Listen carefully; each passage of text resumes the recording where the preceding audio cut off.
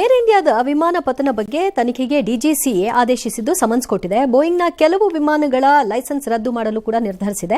ಘಟನಾ ಸ್ಥಳದಲ್ಲಿ ಕಾಕ್ಪಿಟ್ ಪತ್ತೆಯಾಗಿದ್ದು ತನಿಖೆ ಶುರುವಾಗಿದೆ. ವಿಮಾನ ದುರಂತದಿಂದ ದಿಗ್ಭ್ರಮೆಗೊಂಡಿದ್ದೀನಿ ಅಂತ ಪ್ರಧಾನಿ ಮೋದಿ ಅವರು ಎಕ್ಸ್ನಲ್ಲಿ ಪೋಸ್ಟ್ ಮಾಡಿದ್ರು. ಕೇಂದ್ರ ಗೃಹ ಸಚಿವ ಅಮಿತ್ ಶಾ ಕೂಡ ದುರ್ಘಟನಾ ಸ್ಥಳಕ್ಕೆ ಹೋದ್ರು, ಪರಿಶೀಲನೆ ನಡೆಸಿದ್ರು, ಮಾಹಿತಿನ ಕಲೆ ಹಾಕಿದ್ರು. ವಿಮಾನಯಾನ ಸಚಿವ ರಾಮಮೋಹನ್ ನಾಯ್ಡು ಸ್ಥಳ ಪರಿಶೀಲಿಸಿದ್ರು.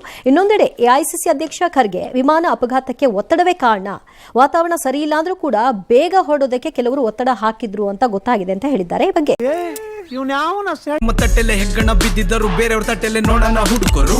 ಸುಪ್ರೀಂ ಕೋರ್ಟ್ ಹಾಲಿ ಅಥವಾ ಮಾಜಿ ಜಡ್ಜ್ ಮೂಲಕ ತನಿಖೆ ಆಗಬೇಕು ಅಂತ ಅವರು ಆಗ್ರಹಿಸಿದ್ದಾರೆ.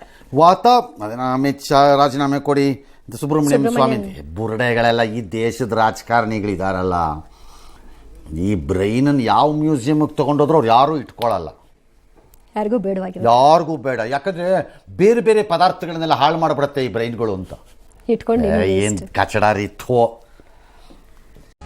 ನಮಗೆ ನಾಚಿಕೆ ಮಾನ ಮರ್ಯಾದೆ ಅನ್ನೋದು ಏನನ್ನ ಇದ್ದಿದ್ರೆ ನಾವು ಆವಾಗಲೇ ಏನೋ ಒಂದು ಆಗ್ಬೋದಾಯ್ತು. ನಮಗೇನು ಇಲ್ಲವಲ್ಲ, ಇಲ್ಲಿ ಬಯಸ್ಕೊಡೆ ಹಿಂಗೆ ಹೋಗ್ತಾ ಇರೋದು ಅಷ್ಟೇ. ನಮ್ಗೇನು ಗೊತ್ತು, ನಮ್ಗೆ ತಿನ್ನೋದು ಗೊತ್ತು, ಕುಡಿಯೋದು ಗೊತ್ತು, ಮಜಾ ಮಾಡೋದು ಗೊತ್ತು.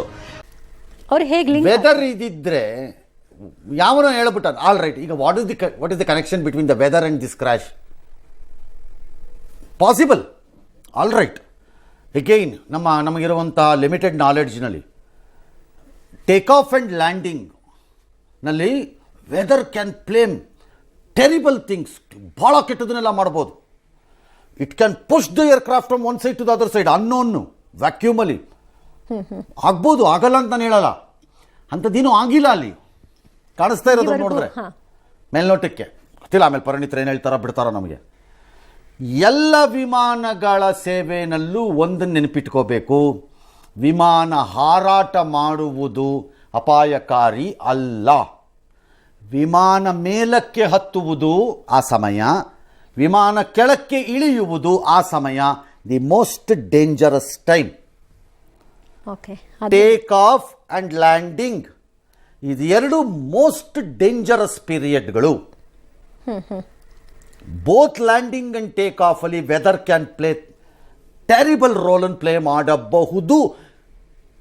ರೆಡಾರ್ನಲ್ಲಿ ಕಾಣಿಸದೇ ಇರೋ ವೆದರ್ ಫಾರ್ಮೇಷನ್ಸ್ ಕೆಲವು ಸರಿ ಆಗಿರೋದಿದೆ, ಆಗಿಲ್ಲ ಅಂತೇನಿಲ್ಲ, ಬಟ್ ಅಲ್ಲಿ ಹಂಗೆ ಕಂಡಿಲ್ಲ. ಒತ್ತಡ ಹಾಕಿದ್ರು ಯಾರ್ಯಾರೋ ಬಂದು ಏನೇನೋ ಹೇಳ್ತಾರೆ. ಮತ್ತೆ ಒಳ್ಳೆ ಗುಲ್ಡು ತರ ಮಾತಾಡ್ತೀರಲ್ಲ.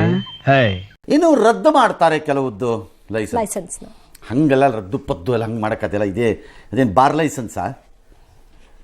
If at all serious structural issue ಯಾವುದಾದ್ರೂ ಪಾಪಪ್ ಆಗಿಬಿಟ್ರೆ ಈ ತನಿಖೆನಲ್ಲಿ, ಈಗ ಇನ್ನು ನಾಳೆ ನಾಳಿದ್ದು ಅದರಾಚೆ ನಾಳೆ ಒಳಗಡೆಲೆ ಡ್ರೀಮ್ ಲೈನರ್ಗಳನ್ನೇ ಗ್ರೌಂಡ್ ಮಾಡಬೇಕಾಗಿ ಬರುತ್ತೆ, ಅಕ್ರಾಸ್ ದಿ ವರ್ಲ್ಡ್ ಗ್ರೌಂಡ್ ಮಾಡಬೇಕಾಗ ಏನಾದ್ರು ಹೆಚ್ಚು ಕಡಿಮೆ ಆಗಿದ್ರೆ. ಲೈಕ್ ಮಲೇಷಿಯನ್ MHL ಆದಾಗ, ಏರ್ಕ್ರಾಫ್ಟಲ್ಲಿ ಆದಾಗ ಹೆಂಗೆ ಗ್ರೌಂಡ್ ಆಯಿತು, ಬೇರೆ ಬೇರೆದಾದಾಗ ಹೆಂಗೆ ಗ್ರೌಂಡ್ ಆಯಿತು, ಬೋಯಿಂಗ್ ಗ್ರೌಂಡ್ ಆಗಬೇಕು. ಅದು ರಿಪೇರಿ ಆಗೋವರೆಗೂ ಮೇಲಕ್ಕೆ ಬರೋಕ್ಕಾಗಲ್ಲ. ಅಂದ್ರೆ ಇಷ್ಟು ವರ್ಷದ ಎಕ್ಸ್ಪೀರಿಯನ್ಸ್ ಎಲ್ಲ ಕೌಂಟ್ ಆಗಲ್ಲ. ಹಂಗಾಗಿ ಅದು ಏನು ಅಂತ ನೋಡಿದ್ಮೇಲೆ ಗ್ರೌಂಡ್ ಮಾಡ್ತಾರೆ generally. There is a major problem. ಅದು ಏರ್ಕ್ರಾಫ್ಟ್ದೇ ಇಶ್ಯೂ ಇರ್ಬೋದು, ಕೆಲವು ಸರಿ ಗೊತ್ತಿಲ್ಲದೆ ಇರೋದೊಂದು ಹೊಸ ಉದ್ಭವ ಆಗಿರ್ಬೋದು ಪೈಲಟ್. ಹಾಗಾಗಿ ತಡಕ್ಕಂತ ಆಗತ್ತೆ ಅಂತ ನನಗೆ ಅನಿಸಿಲ್ಲ, ಗೊತ್ತಿಲ್ಲ, ನೋಡೋಣ, ಕಾಯೋಣ ಇವತ್ತು. ಇನ್ನೇನು ಯಜಮಾನ್ರು ಕಪ್ಪಾಳು ಕೊಡಿ ತರ ತೀರ್ಪು ಕೊಟ್ಟಾಯ್ತಲ್ಲ, ಹೋಯ್ತಾರೆ ಶಿಷ್ಯ ಚೇತದ 3 ಜನ ಮೇಲೆ ಕಣ್ಣಿಟ್ರ ಹೋಗ್ರಿ.